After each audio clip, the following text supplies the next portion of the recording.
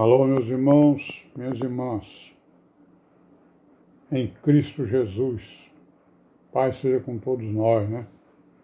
E as nossas famílias, né? Amém, né? Nesse dia, 16 de março de 2021, né? E aí o mês já está quase acabando, né? O ano já está andando, né? Na sua toada, né? Na sua marcha.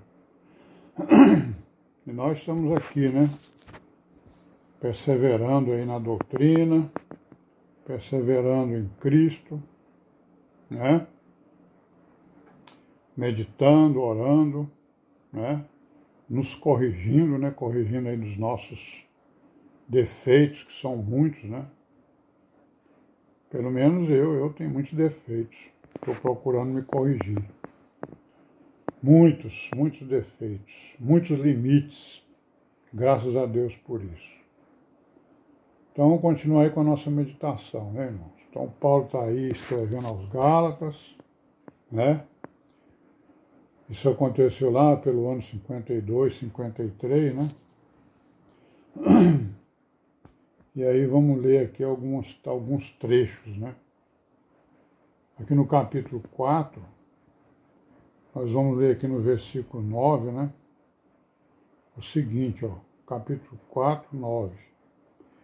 Mas agora conhecendo a Deus, ou antes sendo conhecidos de Deus, como tornais outra vez a esses rudimentos fracos e pobres, aos quais de novo quereis servir? Guardais dias e meses e tempos e anos. Receio de vós que não haja trabalhado em vão para convosco. Né? Então, o que está acontecendo aqui? Quais são os rudimentos aqui fracos e pobres? São os rudimentos da lei, né? Certo? Guardar dia, mês, tempo e ano era coisa da lei, né? Eles guardavam o sábado, né? Eles, todo mês tinha lá, né, uma festa e tal, enfim. Eles tinham um calendário onde eles guardavam dias, meses, tempos e anos, né? Por exemplo, um ano que eles guardavam era o ano do jubileu, né? É isso? Que era quando era perdoado todas as dívidas e tudo voltava ao que era, né? O que não deixa de ser uma coisa boa, né? Mas eles estavam presos a essas coisas.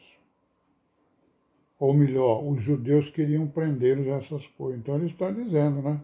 Esses rudimentos eles são fracos e pobres, se referindo, né, às ordenanças da carne da lei. Bom, aí vamos aqui para o capítulo 5, né? Capítulo 5, versículo 1, vamos ver aqui, ó. Estai, pois, firme na liberdade com que Cristo nos libertou, e não torneis a meter-vos debaixo do jugo da servidão. A lei é servidão, né? Cristo é liberdade. Está falando exatamente isso, né? Eis que eu, Paulo, vos digo que se vos deixar de circuncidar, Cristo de nada vos aproveitará. Né? De novo, protesta todo homem que se deixa circuncidar, que está obrigado a guardar toda a lei. Se você circuncida, paga dízimo, não sei o que, então você devia se circuncidar, você devia cumprir toda a lei. Né? Separados estáis de Cristo, vós os que vos justificais pela lei, da graça tendes caído. Né? Então a justificação não é pela lei, né? A lei não justificava nada. O que justifica é a graça e o sacrifício do Senhor Jesus. Que era isso que ele pregava em todas as igrejas, em todos os locais onde ele ia. Porque nós, pelo Espírito da fé, guardamos a esperança da justiça. Porque em Jesus Cristo, nem a circuncisão, nem a incircuncisão tem virtude alguma, mas sim a fé que opera por caridade. A fé que opera por amor, né? Por amor à verdade, por amor à palavra. Então, circuncisão em circuncisão não significa nada. Para a graça, não, né? Significava lá para os judeus, né? Não é isso? E para algum gentio que se, né, miscuía no meio deles, né? Que respeitava, né, a sua lei, né? Conforme aconteceu com vários gentios, né? Que foram incorporados, inclusive a genealogia do próprio Cristo, né? Como é o caso, por exemplo, de Raabe, né? Ruth, não é isso? Corrieis bem. Quem vos impediu para que não obedeçais à verdade? Olha aí, ó. Quando ele deixou os irmãos lá, eles estavam em obediência, né? Pelo menos a maioria, né? Aí agora ele está dizendo aqui, ó, vocês estavam correndo bem. Quem vos impediu para que não obedeçais à verdade? Quem foi que impediu? Os judeus que estavam pregando contra a igreja, né? Embora tivessem crido em Jesus Cristo. Estava pregando contra a pregação dos apóstolos. Essa persuasão não vem daquele que vos chamou. É uma persuasão, né? Não vem daquele que vos chamou, que é Cristo, né? Um pouco de fermento leveda toda a massa. Confio de vós no Senhor, que nenhuma outra coisa sentireis. Mas aquele que vos inquieta, seja ele quem for, sofrerá a condenação. Aquele que vos inquieta. Porque essa inquietação era o quê? Era uma rebeldia, né? Contra a palavra, né? Não é isso? Uma rebeldia. É uma feitiçaria, né? Eu, porém, irmãos, se prego ainda a circuncisão, porque sou, pois, perseguido, logo o escândalo da cruz está aniquilado. Se ele pregar a circuncisão, por que os judeus, né?